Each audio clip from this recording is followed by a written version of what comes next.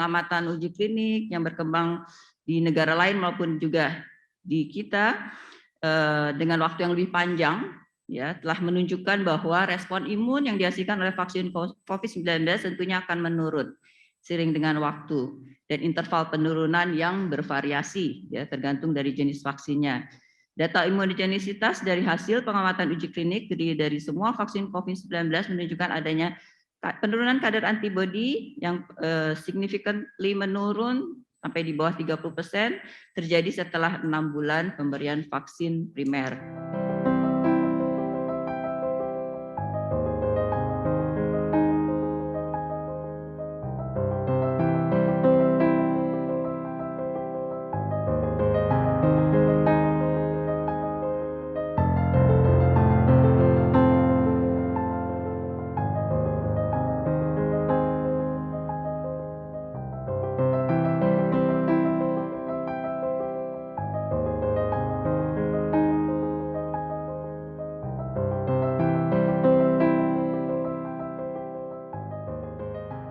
Pada saat ini, sampai dengan saat ini, karena ada juga beberapa yang sedang uji klinik vaksin booster yang masih berlangsung dan dalam waktu beberapa hari ini akan juga bisa kita putuskan emergency authorization-nya.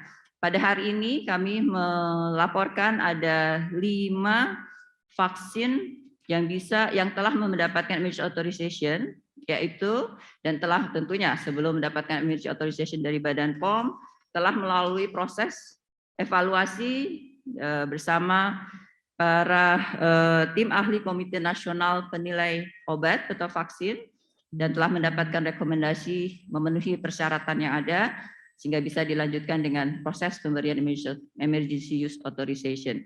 Pertama adalah vaksin CoronaVac COVID-19 Bio Farma. Ini adalah untuk booster homolog yang akan diberikan sebanyak 1 dosis setelah 6 bulan dari vaksinasi primer dosis lengkap CoronaVac vaksin COVID-19 untuk usia 18 tahun.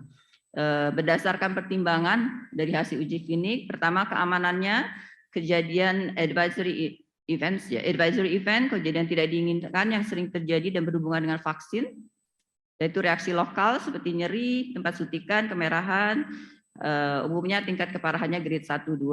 Imunogenisitas menunjukkan peningkatan titer antibodi netralisasi hingga 21 sampai 35 kali setelah 28 hari pemberian vaksin booster ini pada subjek dewasa.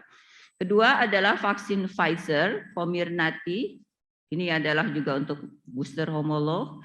Ini dengan platform mRNA. Tadi CoronaVac adalah inactivated virus. Diberikan sebanyak 1 dosis minimal setelah 6 bulan dari vaksinasi primer untuk usia 18 tahun ke atas.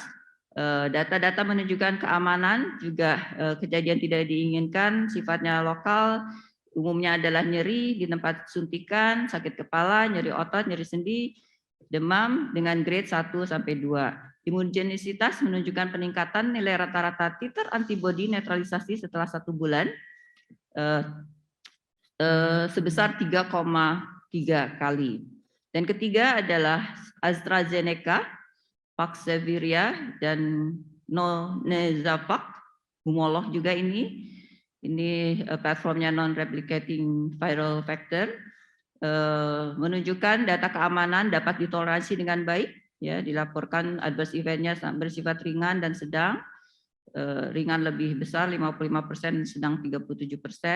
Kemudian imunogenisitasnya menunjukkan peningkatan nilai rata-rata titer antibodi dari 1792 menjadi 3700, sekitar 3,5 kali, ya. Kemudian yang keempat adalah vaksin Moderna, ini untuk homolog dan heterolog booster dengan dosis setengah dosis, ya, vaksin Moderna. Kemudian sebagai booster homolog dan heterolognya Moderna adalah untuk vaksin primernya AZ, Pfizer dan Janssen dengan dosis setengah, ya. Ini menunjukkan respon imun antibodi netralisasi sebesar 13 kalinya setelah pemberian dosis booster.